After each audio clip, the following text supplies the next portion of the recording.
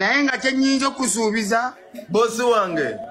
abaana ba Kings Love beesunga ssanyu.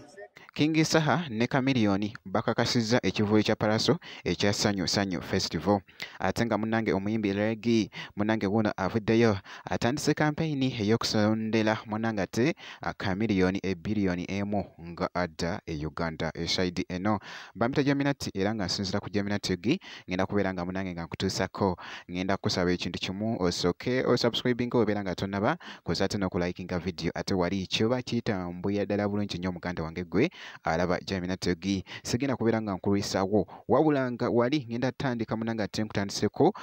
n'omwana mulenzi munnange ate Palaso wano era abadde ali mu kwogerakoko wali ne mwana mulenzi munnange ate King Saha nga ali mukakasa munnange ate ekivuli kye eside eno ate mu maaso awo njiki ate n'omuyimbi munnange ate Chameleone naye nga ali mukakasa ate eside eno. Naye nga kyenyinza okusuubiza bosi wange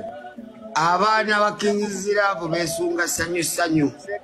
nabaddeeyo mu ngeri gye mwanya Ekikozi ky'onalaba kyambadde amasaati ameeru awo Kings Love. mukwano gwa kabaka tozikiza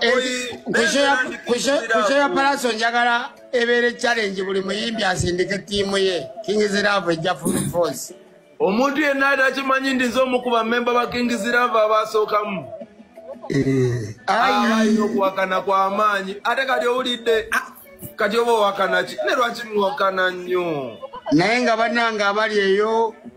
abali ku live tutuno tuwera bina ebina bitegeeza olunaana lutegeeza 16 ozeyedde tugenda mu Ssanyu Festival May ya Palaso for May and May for Palaso.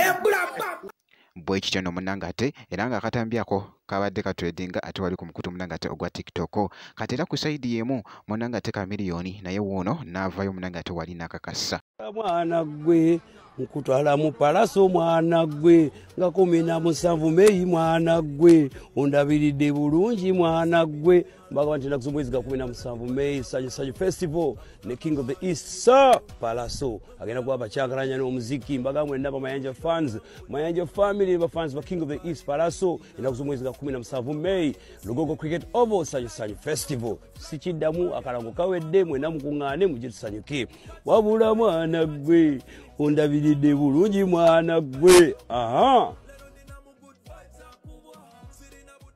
esaidi eno muganda wange abadde ali mukakasa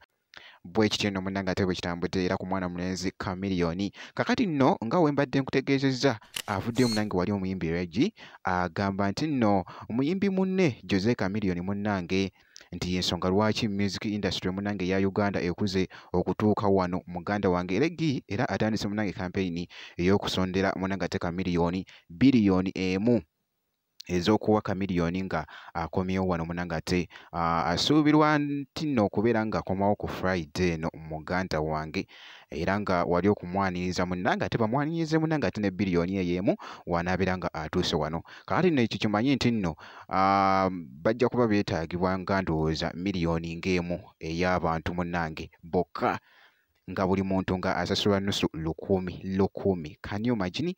miliyoni emu ey'abantu nga buli muntu asasula nusu 10 kakati nno ye biliyoni emu munnange ate mwana mulenzi ate wali byabadde ategeeza omuyimbi Reggae ku mwana munne ate munnange ate omuyimbi munne muyite Dr. Jose Chameleone eside eyo era nga obubaka obwo munnange bubadde butredinga oba omuyimbi oyo era nga bwolengera post eyo ndowooza ogirengera awo munnange yeyo no post munnange ate omuyimbi Reggae gyabadde akakasa wali ku mwana mulenzi munnange ate Dr. Jose Chameleone jjukira nti nebitredinga ate mbikuwa naawe n'obiraba eside eno muganda wange gwe alaba Jaminati bwe nti bwenkoze era nga bwe nti bwenkyekezaako ku bantu bano ngenda kusaba ekintu kimu kyokka osubscribinga obeera nga tonnaba kosa ate n'okulayikinga video jjukira nti no kibeera kitambuye ddala bulungi nnyo muganda wange gwe alaba Jaminati ngenda kubeera nga nkomawo ate mu maaso eyo katono nnyo n'ebirala.